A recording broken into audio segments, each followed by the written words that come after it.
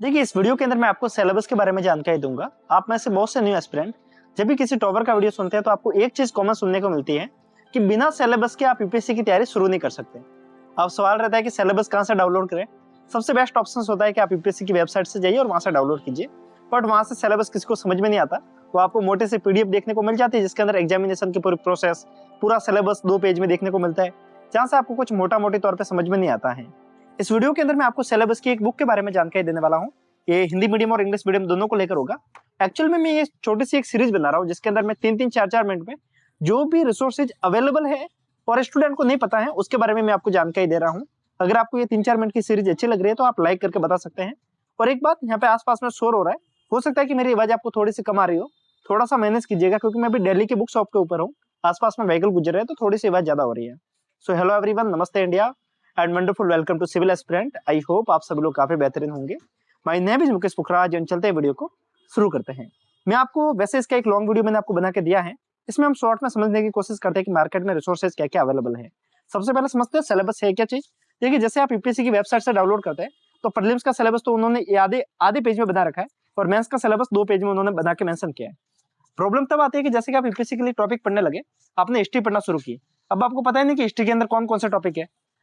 जो student coaching करते हैं उनको ऑलरेडी पता होता है माफी चाहूंगा यहाँ पे, जो स्टूडेंट कोचिंग करते हैं उनको ऑलरेडी पता होता है क्योंकि उस मटेरियल में सारी चीज मेंशन होती है। जब कोचिंग करते हैं तो आपको नोट्स के अंदर एक एक टॉपिक मेंशन होता है।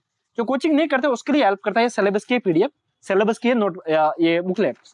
ये जीएस स्कोर का मैं आपको बता रहा हूँ, इसके अंदर 10 का भी अवेलेबल होता है। इसके अंदर आपको टॉपिक वाइज आपको सारे सिलेबस देखने को मिल जाता है।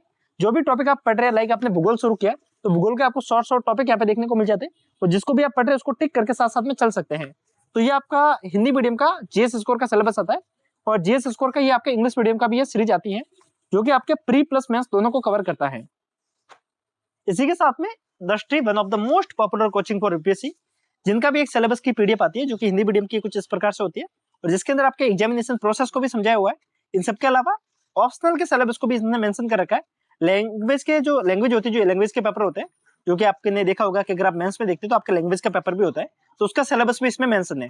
तो इसमें ओवरऑल ये आपके सिर्फ जीएस के और एसए के टॉपिक को कवर करता है। तो इसके अंदर आपको एसए प्लस एथिक्स प्लस इसके साथ में ऑप्शनल सबको कवर कर रखा है और लैंग्वेज को भी कवर कर रखा है।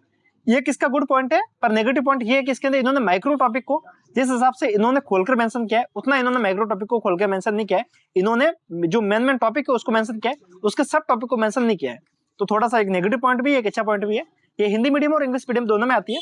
ये हिंदी मीडियम का सिलेबस था जो कि 10 AS का था, ये इंग्लिश मीडियम का था जो कुछ इस प्रकार से। ये बुक अभी लेटेस्ट में आई है, इसको आप देख सकते हैं। और इसको जो भी मैं आपको मटेरियल बता रहा हूँ इसको अगर आपको मंगवाना है तो आपको डिस्क्रिप्शन में बुक शॉप वालों की लिंक मिल जाएगी, उनका नंबर देखने को मिल जाएगा, उनके व्हाट्सअप नंबर देखने को मिल जाएंगे।